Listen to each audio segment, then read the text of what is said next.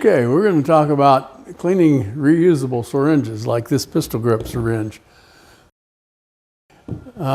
These are typically used for vaccinations like blackleg and respiratory disease vaccines. And as you all know that use them, they repeat the dose, and that's why they're so convenient and why they're used that way. We would prefer not to use antibiotic or other pharmaceutical products in the same syringes that we're going to use for vaccines, to keep those ingredients separate. And typically, single-dose syringes like this are used for giving antibiotic shots or other pharmaceuticals like B vitamins or multimin, etc. And you can use a repeating pistol grip syringe for those pharmaceuticals like antibiotics and injectable dewormers, and but we'd prefer to designate those just for those pharmaceutical products and not use them for the vaccines and get the ingredients intermixed. So at the end of the day, after you've processed a group of cattle and you've got syringes you need to clean, a good method is to clean the outside of those syringes under the faucet with some really hot water and get them cleaned up. You can use a brush if need be. You can even use some mild dish detergent on the outside of the syringe if it's really needed. A lot of times that won't be necessary. We do not want to get any detergent or disinfectant inside the syringe. We don't want any of those residues to mix with our vaccines, our modified live vaccines. So when we usually have a small array of syringes, depending on how many different products, vaccines we're going to give, I think it's a good idea to keep a designated syringe for blackleg or the Clostridial products, just for those products, because they're killed with their bacterins with adjuvants in there, and we would prefer not to get those residues mixed with modified live vaccines, and so it's easiest to do that just by designating a syringe for blackleg, and then one for respiratory vaccine, for example, and one for any other additional products like Endovac that you might be using. After you've cleaned the outside of those syringes, you can draw up some water and flush out the inside. And we want to do that with water that's boiling water right out of the microwave. You can heat water 3 to 5 minutes in the microwave and get it to boil and bring it out and use that for cleaning the inside of the syringe. And it'll usually be around 180 degrees. And so you just draw that up like so and flush it out. Do that 2 or 3 times.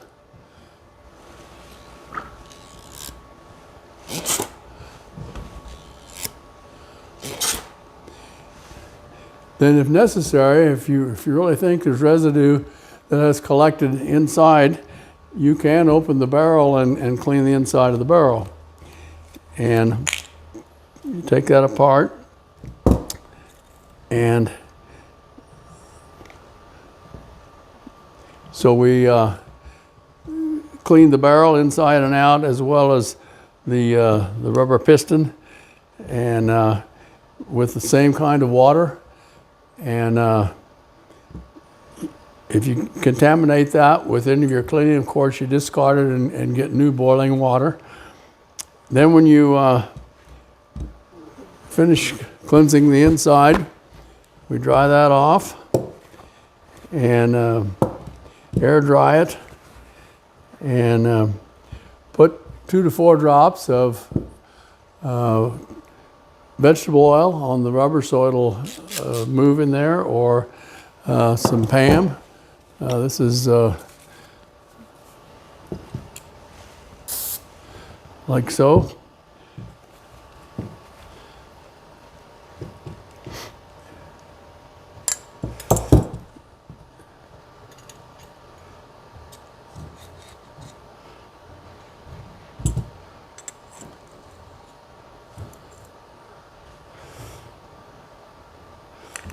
Assemble that syringe back together again.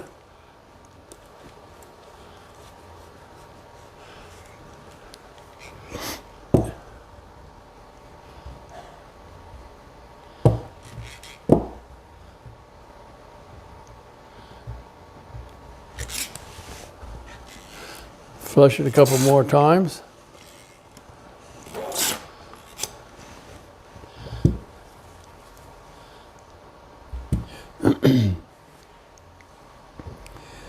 So that's ready to store then for the next use. We can put it in a Ziploc bag like this and roll the top shut a little bit or close it.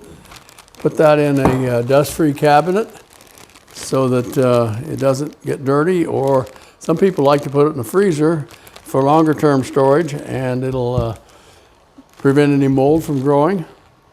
When you do that, be sure and bring it out and allow it to warm to room temperature before using it, and it should be ready to go again. If you want to sterilize the barrel and the plunger, at some point you can put that in a pan of water and heat it on the stove to boiling. Boil it for 4 or 5 minutes. And usually that's not necessary each and every time, but sometimes we do that. Hopefully that will be a convenient way to approach keeping your syringes clean and avoid any injection site problems. Thank you.